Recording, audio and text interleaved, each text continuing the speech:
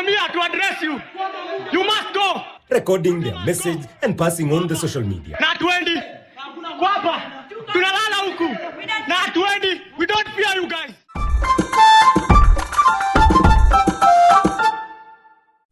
Hey y'all, this is Aremu again.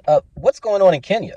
I mean, the day that Parliament was raided by protesters, the US announced that they were designating Kenya as a major non-NATO ally. And then these scenes kind of play out in a way that is obviously quite distressing, but also sounds alarm bells. As Kenyan Parliament approved a contentious finance bill that pushes up taxes, police and protesters clashed in the streets of the capital Nairobi and other cities. At least 5 protesters have been killed and dozens have been wounded as police opened fire on demonstrators trying to storm Kenya's legislature. I don't know if y'all have noticed it. I mean, everybody's obsessed with Gaza and Ukraine right now. But Kenya Parliament was just stormed and set on fire in addition to the mayor's office, in addition to the city council for Nairobi, right? This is the capital, right? Have y'all heard about that? Check this clip out. Let's now take a look at the key provisions in the finance bill that sparked anger. The government drew ire of the public after it planned to introduce a sales tax of 16% on bread and 25% duty on cooking oil. There was also a planned increase in the tax on financial transactions and 2.5% tax on vehicle ownership.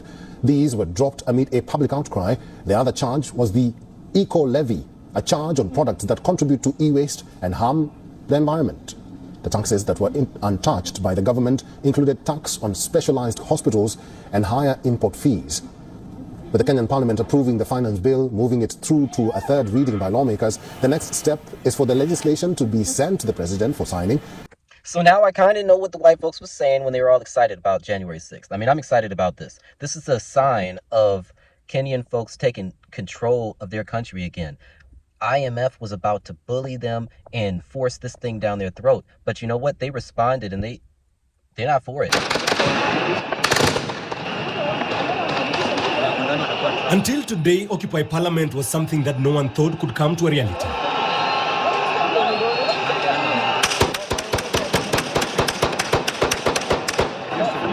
But at around 3 p.m. Tuesday, the Kenyan Parliament housing the National Assembly and the Senate came under siege by thousands of protesters whose aim was to invade precincts of Parliament to protest the passing of the Finance Bill 2024. The members of Parliament, fearing for their safety after passing the contentious finance bill, scampered to safety. Some were caught live fleeing through the underground tunnel to the new Bunge Tower. I mean, even though the Parliament voted for it just now, they were so powerful they forced the president to recant. He might even veto, he's allegedly going to veto this joint because of their demonstrations. But they didn't even wait for that. Check what happened after that. Check this out. Inside, the protesters took over the members' cafeteria, helping themselves to a buffet that was set for the honorable members. And some even accessing the chambers through to the speaker's seat. Mr. Speaker, sir, I'm here to address you. You must go. Recording their message and passing on the social media. Na tuendi. Kwapa. Tunalala huku. Na tuendi. We don't fear you guys. In the ensuing melee, some had the audacity to wear the uniform of the sergeant-at-arms, the man charged with securing Parliament.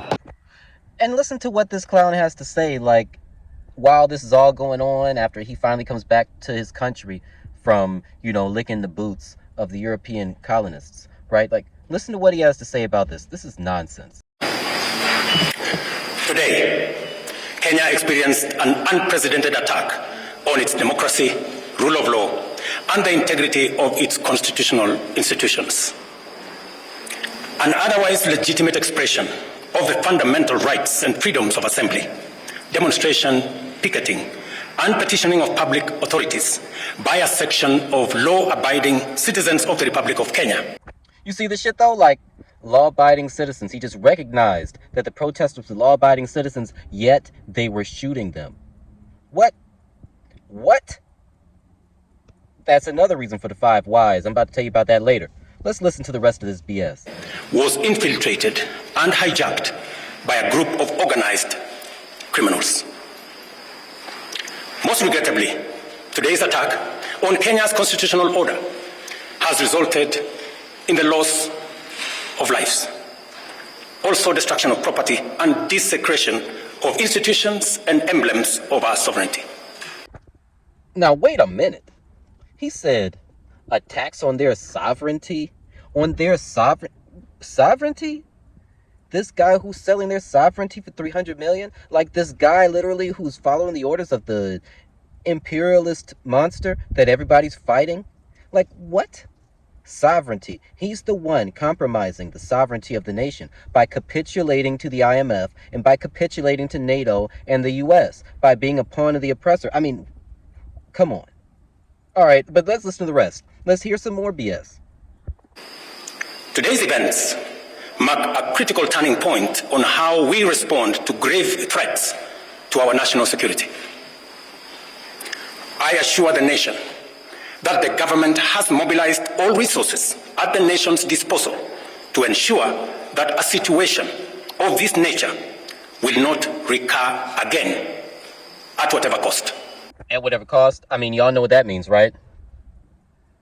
That means that standard dictatorship sponsored by white money. That's what that means. But hold on. Maybe he's got a little more bullshit to say to convince us. We already know he's a sellout. Kenya, I'm with you. Keep fighting. I thank our security officers who are on duty today for applying themselves to the best of their abilities in the defense of Kenya and its people. So when you encounter a problem, you want to ask why as many times as possible so you can get down to the root cause. And when you do that with this, it becomes very clear. Why? Right? 5 whys, and now here you go.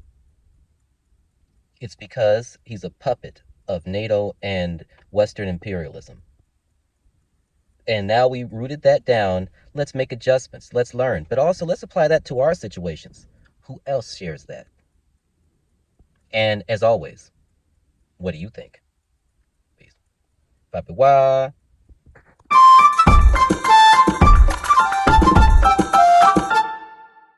This generation has decided that they're not going to go along with the status quo. That they are tired of living with the undignified reality of being colonial subjects in 2024.